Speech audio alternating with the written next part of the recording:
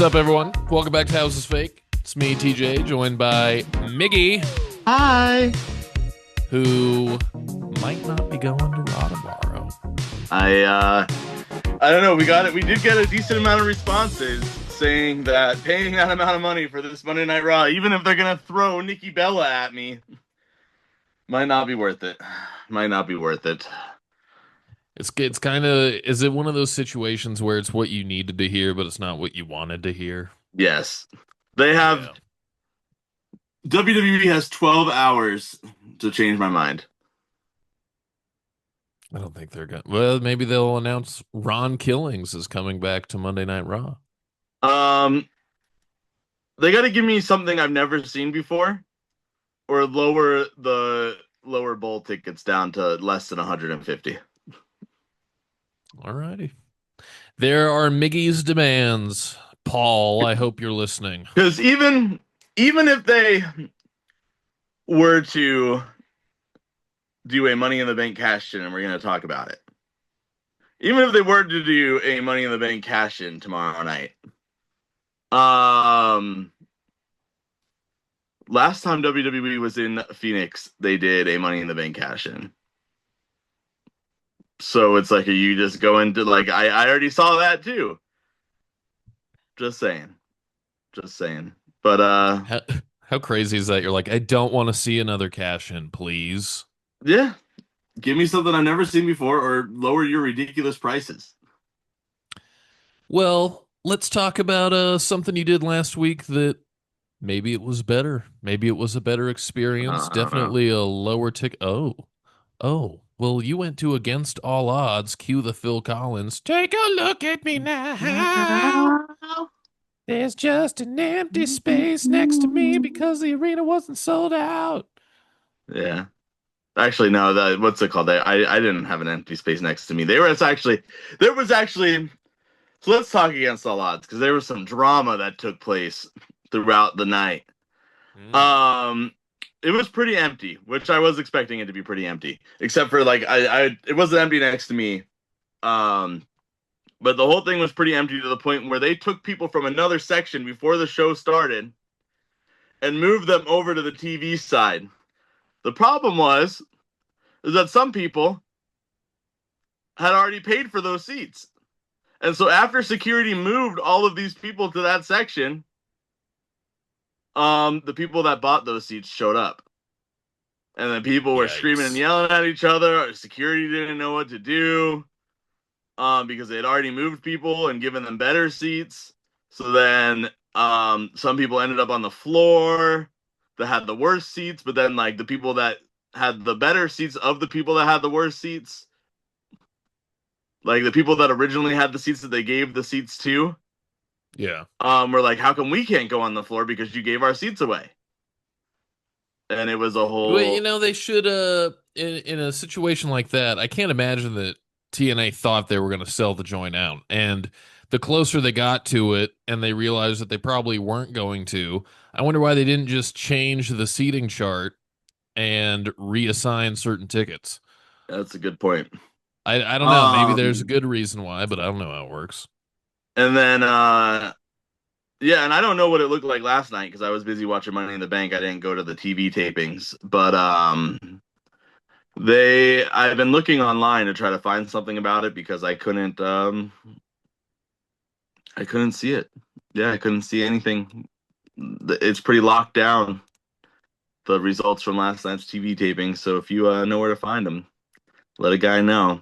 And the other thing that was breaking the internet about Against All Odds before we even talk about the event, a lot of people were complaining or saying online about the "Let's go Xena, Xena sucks" chants. We want our truth chants, and saying that the the crowd was hijacking the show because it was boring and because they wanted their voices heard about our truth and John Cena. I can confirm by being there that it was like 10 dudes with with really really loud voices, and that was it. That was chanting that we want like, well, I guess the "We Want Truth" chants, there was a lot of people, but the "Let's go Xena, Xena sucks" chants that was breaking the internet, That was 10 dudes.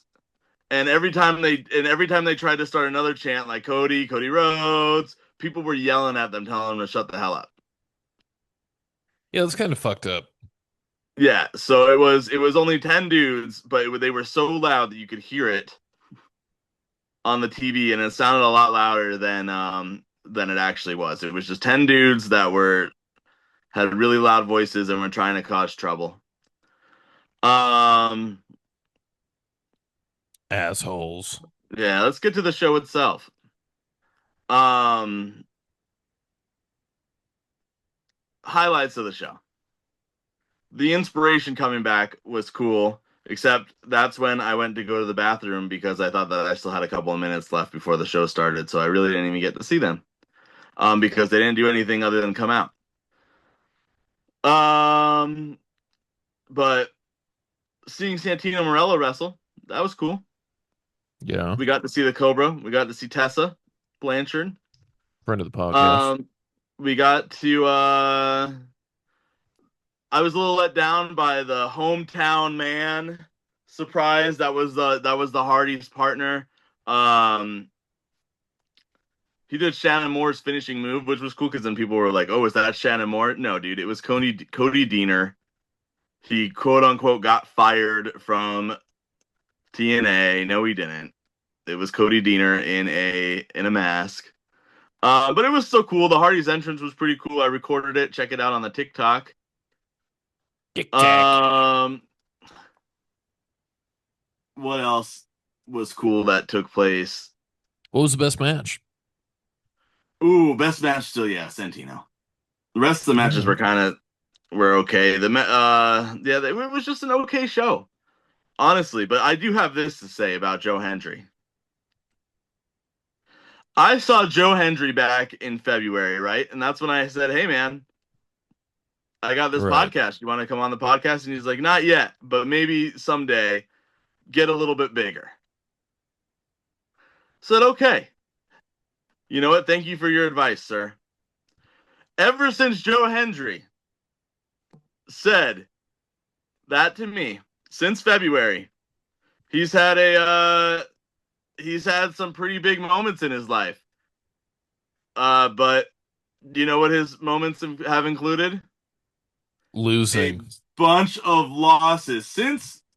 I have never seen Joe Hendry in person win a match, which is He sad lost because his I title. I am a Joe Hendry fan, but we saw him do his whole WrestleMania debut. We were Eh. there for that. He lost. Then he goes and loses his title. Lets TNA down. And To an then NXT guy. to the NXT guy, and then doesn't even get the rematch, and then loses to Frankie Kazarian. I'm just saying, I am usually a pretty lucky guy. Maybe I could have rubbed some luck off. So maybe we have to try again to get Joe Hendry on the podcast. He could talk about some of this to us. Joe Hendry, you've been losing since you told us no. Maybe it's time. We are a little bit bigger. We've gained like 5 followers since February. That's true. But, I think you're being too nice about this. So, Mr. Hendry,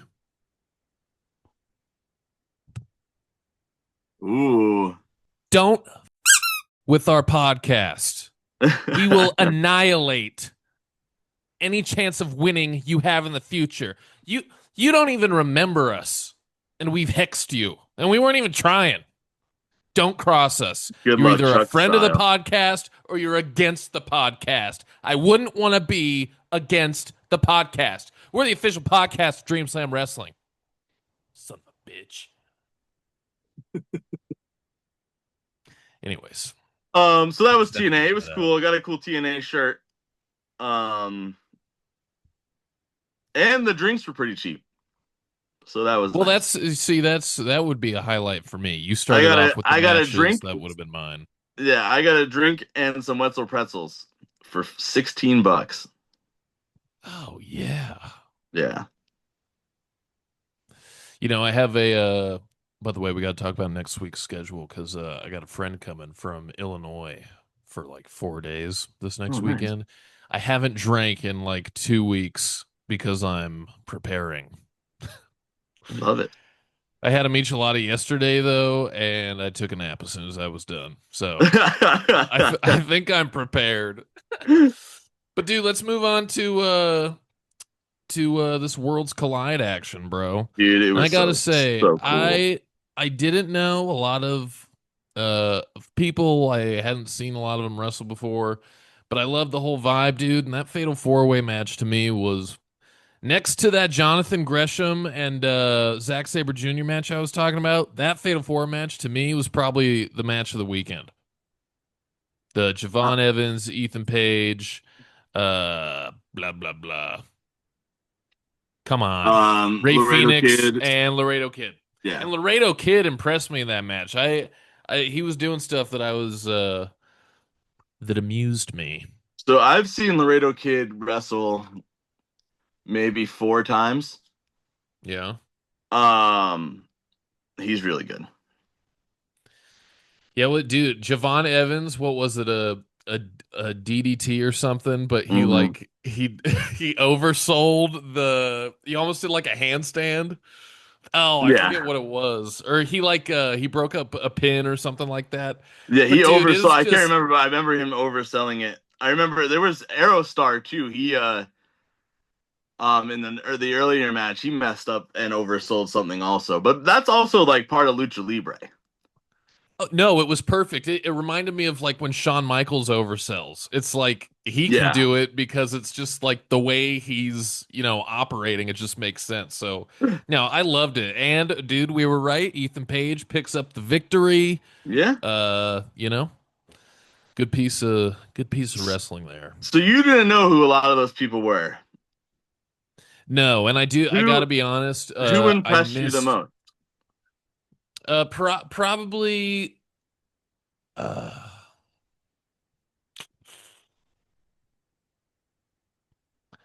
Laredo Kid probably. All Or right. or now this is gonna be crazy because I have criticized Vikingo. Or not criticized, but I've mentioned that I'm not necessarily the biggest fan. Dude, that match that he had with Chad Gable, although it wasn't my Mhm. favorite match of the night, it showed that he can like slow things down, and it was just a different match that I've ever seen him wrestle before. So I enjoyed his match a lot, and I was impressed by him. I will say But that Chad Gable proved he is mastering the art of lucha in the that dark arts. the dark arts of lucha in that match. It was pretty good. But how Um, about real quick? Let's just touch on this because I didn't realize she had 3 matches. I thought it was just two. Stephanie Stephanie McCure. Vaquer with 3 matches in 18 hours. Uh, What? insane. Insane. She bounced her. She did that demon butt thing, whatever they call that move, multiple times over the weekend. And that's got to be rough on the knees. What? She's gonna have a match on Raw too. Probably, probably. But she, yeah, all star of the weekend for sure. Her and Chad Gable both. Yeah. And even you could throw Octagon Jr. in there because he also wrestled 2 matches yesterday. Dude, Octagon's match with Dominic, I was watching Dominic and I was like, this is a little Eddie Guerrero. Like I know Yeah, he's always kind of had that vibe, but dude, when he was kicking him when Octagon was like down against the ropes, he started doing the stomp on him and it looked so good. I don't know, man. Dominic's impressing the hell out of me too. yeah. And the whole thing with Um, Liv, dude, they're getting more like they're like kissing on the lips now, and like it's just getting into like this it's more adulty territory, and I love it. it's gonna all fall apart here in the next 3 months, but that's a whole topic for another episode. Um, I um, I think that yeah, they did a great job at highlighting AAA yesterday, and I want to two people I want to talk about before we move on. Yeah, Thoughts on Conan? dude, Conan was one of my favorite parts of the night because it was the way he it was interesting because he wasn't I felt like he wasn't trying to be a commentator the way that when you listen to like JR King or Uh-huh. Michael Cole you like know that they're trying to do like the broadcaster thing. Yeah. Conan's just talking like he has a podcast, So which he as you does. texted me that, as you texted me saying, dude, Conan is killing it on commentary, my dad literally said the complete opposite. Really? Yeah, and then I was like, well, now I see it on both ends. But I did enjoy it. I I did like. enjoy the Go ahead. commentary. Sorry. I'm like, yeah, I agree with you talking like a podcast. I just wish he was a little bit more enthusiastic. Yeah, he was very. I will say that though, there were times where I was like, I don't know what he was saying, just because it was like I didn't catch the end of his sentence because he got quiet. But I like how he was able to talk about the history of some of the people that I didn't know, Yeah, which is something that came agreed. off more genuine and like he knew what he was talking about. It I like that I learned everything I learned from Conan and not Vic Joseph. And it No made offense things to Vic make Joseph. sense. It made things make sense too in regards to the match with Octagon Jr. and Dominic Mysterio because he kept talking about how much of an inspiration Rey Mysterio was to him, Yeah. to Octagon, and then that's why it made sense for that match between Dom and Octagon to happen. Um, what do you think of Mystery Iguana? Because that dude broke the internet too, trending #1 worldwide for a little Dude, while. I caught his entrance, but my kid was trying to start his own WrestleMania last night, and Oh, it was nice. not a easy day in Dadville. That's fair. But Um, I did catch his entrance, and that was the first time I ever saw it. And I was actually so I was watching it, but I didn't have the sound on. So I need to go back and check out what the fans thought. But I can't imagine at this day and age how people wouldn't like that. I could see that guy ending up on regular television very soon. Uh, but yeah, overall, I liked Worlds Collide, and I'm excited. I'm hoping that WWE does something very similar for Triple Mania, and they make Triple Mania easier to watch, or they put it on Peacock and really advertise Triple Mania Yeah, um, instead of doing it like pay-per-view style, like it has been for years. it'd be cool. Um, Especially knowing that TNA guys are going to be in Triple Mania also. But All Money in the right. Bank, man. We got to get to those five. Well, I guess four more matches took place on Money in the Bank outside of the Dominic Mysterio one. Yeah, I let's just start off from the what opened the show, which was what we thought was going to be inarguably the best match of the night just because of the names. And I would venture to say that it was the worst match of the night. I agree. Um, Clunky. do you think it was because our expectations were too high? No. Okay. No, because I was watching it and this kind of happened a little bit in the men's match, which I'll get to. It was too spotty, and I'm not talking like they were jumping and flipping too much like it's a ladder match. I expect them to fly around. It was too spotty in the sense that, okay, everyone wait here until the person's in their spot so we can do the move. Like the double sunset flips onto the bridge ladders took too fucking long. Um, Julia specifically multiple times throughout the match, I could. It was just blatantly fake. And like I even saw there was one part in the match where you had the referee on the outside and he's sitting by the ring post. I know the refs help the wrestlers say, "Hey, you're supposed to go here now. They want you here." Blah blah blah. Literally, ref goes like this. Julia's next to him on the apron, and he points at her to go, and she runs it. Yep. There's no hiding it or anything. And when I see that, I don't only think it's bad, but it takes me out of it so much that it's hard for me to get back in, no matter what you do. So Yeah. those are my thoughts. I couldn't agree more. I mean, the match was all over the place. The wrong person won. Yeah, not a good winner either. I don't think there was any. Well, aside from Dominic Mysterio, I didn't like the winner of any match. Really? Yeah. I don't think Naomi should have won. I think I think that it should have been Roxanne or Alexa. But last episode, I threw out the perfect scenario at the very end You did. with the Wyatt Six helping Alexa win.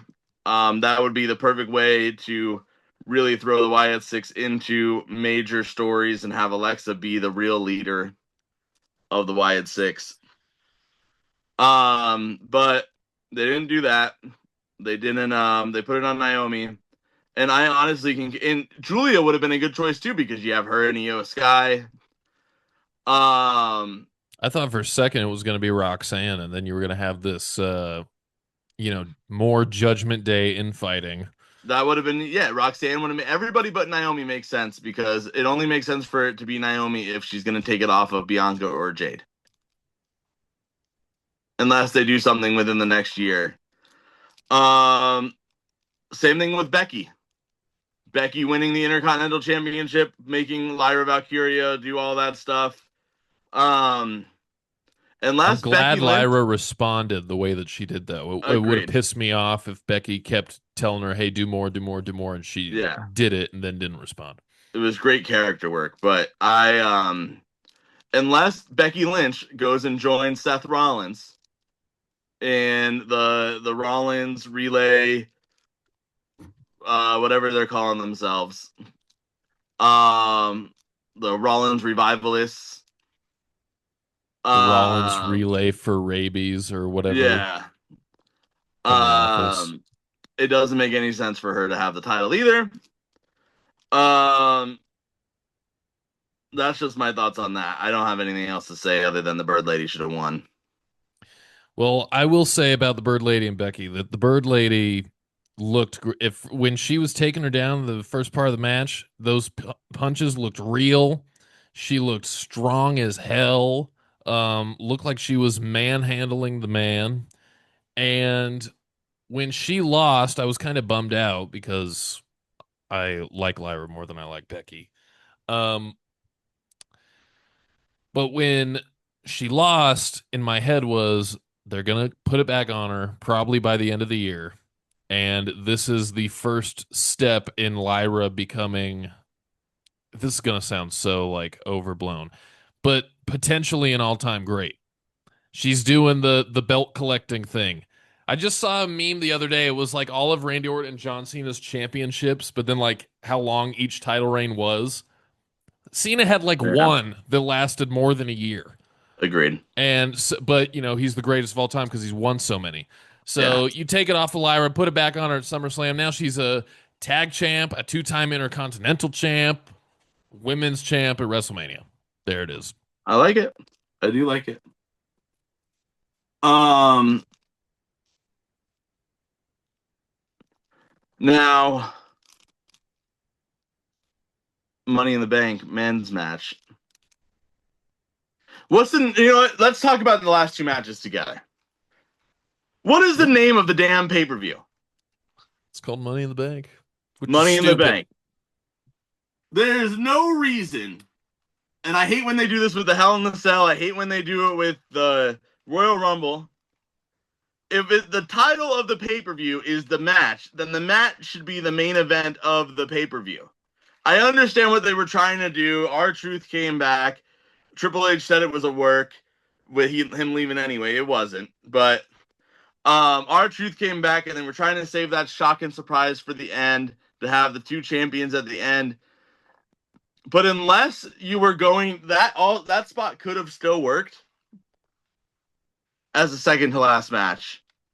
Because unless you were going to have Seth Rollins come out and do some type of tease at the very end, with Seth Rollins winning the Money in the Bank, it didn't make sense for the championship tag team social media America match to be uh the main event.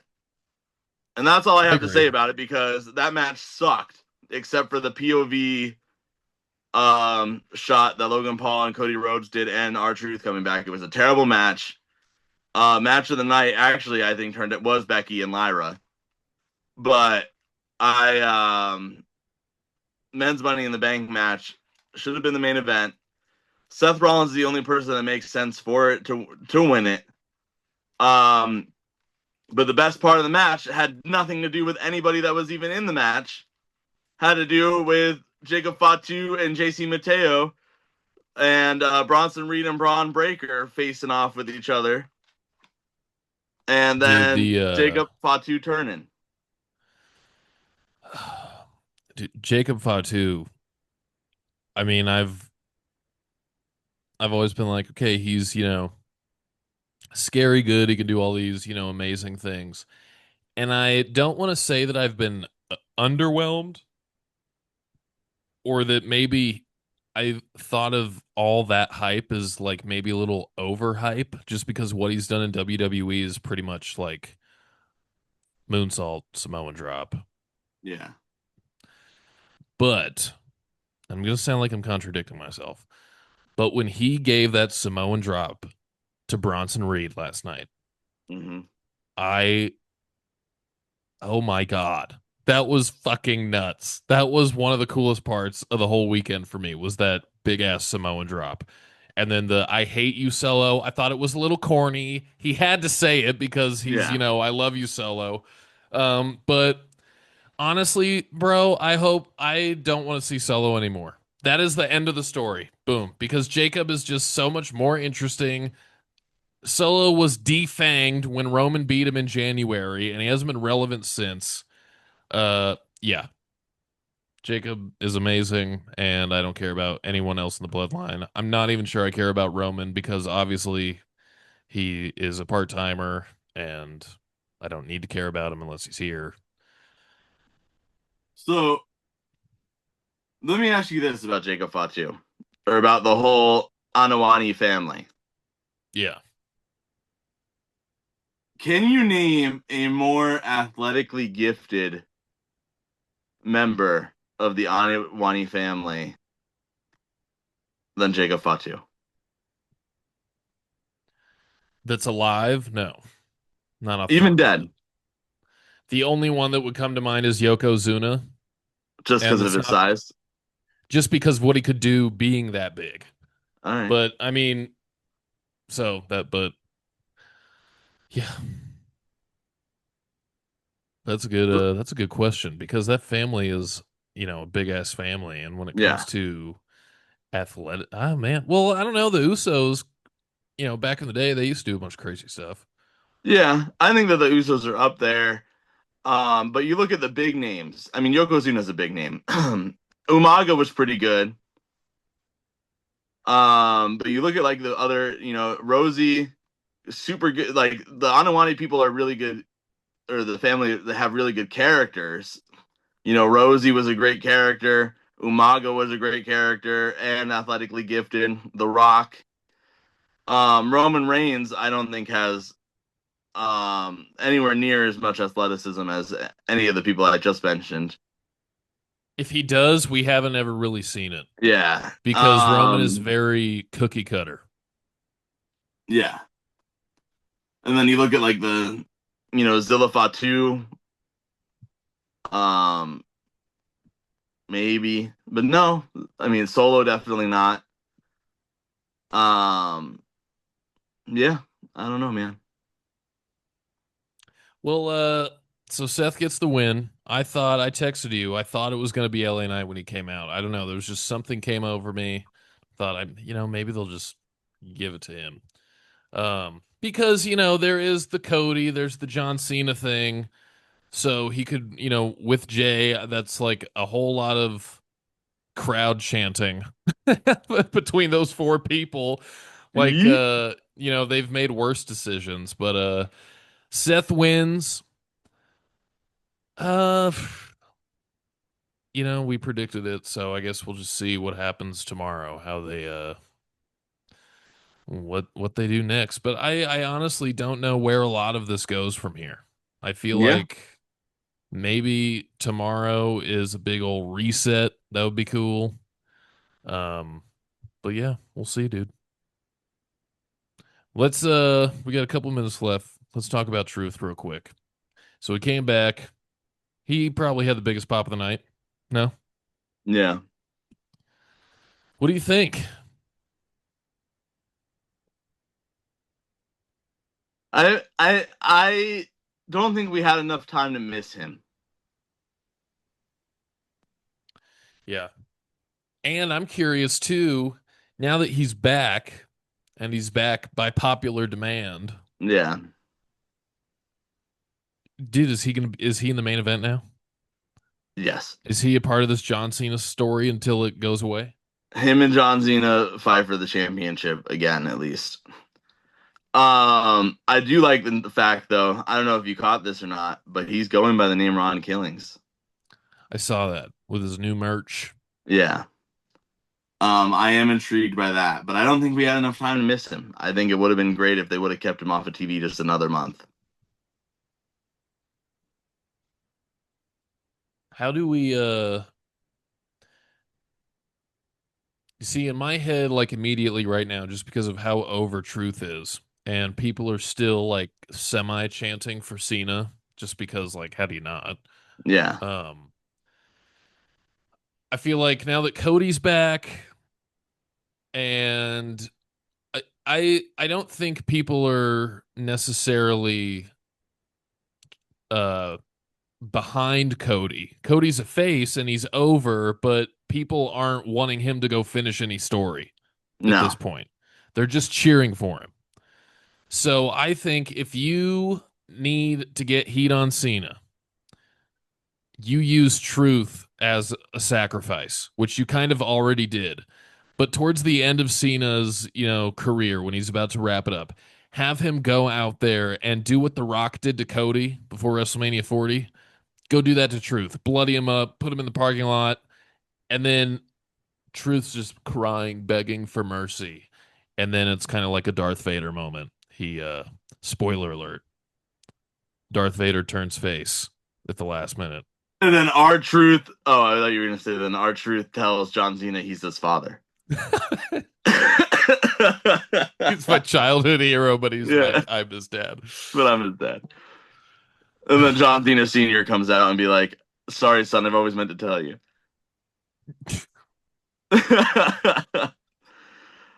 But We'll see what happens with it. We'll see what that's just happens. me. All right, buddy. Well, we got 4 minutes left. Anything else you want to talk about? Um, Dream Slam Wrestling is being featured in GameCraft's brewery's anniversary show, their anniversary weekend. I'm pretty sure. I saw See, that somewhere. that's what you were mentioning, and I looked as soon as you were telling me that. I don't know what you're talking about. All right, I'll have to find it. There Uh, is a because they shared it on their Instagram. Either way, that weekend I'm they in California. Do I need to get tickets to that thing, the LAX thing? no, I have them. Oh, Or okay. well, either I have them or Morgan's gonna get them Okay.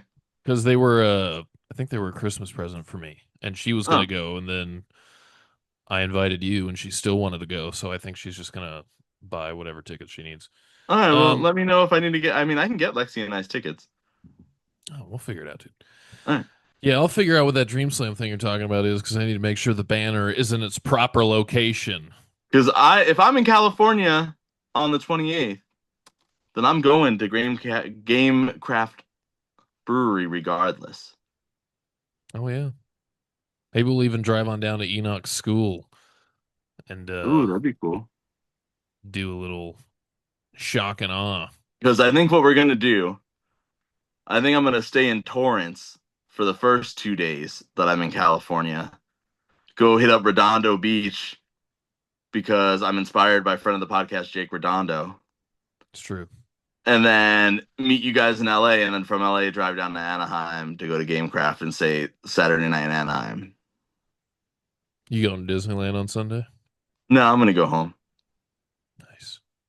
There's but not a little bit of you that's like, we could go Disneyland. nah. I'm going on Friday. Ooh, It's gonna be awesome. 70th anniversary. Huh. This is It's 70th on anniversary Friday. right now. No, just in general, they're celebrating it. I don't know Oh, when the real day is. I knew they were celebrating it, but I was like, is that? Yeah, I was like, I picked a hell it of a is in Thanksgiving June. I day. know that. I just don't know when in June. Fun Well, stuff, right? I got nothing, dude. So Yeah. we will catch everyone next couple days. Watch out for our new episode. Don't forget to subscribe to our YouTube and guys, pretty much RIP to the Spotify. I'm gonna get to it when I can, but the shit takes too long. And you all are on YouTube anyways. We're YouTubers now. Well, the banner has the Spotify logo on it, so until I get one, I have to do that. All right, everyone, take it easy. Later, bud.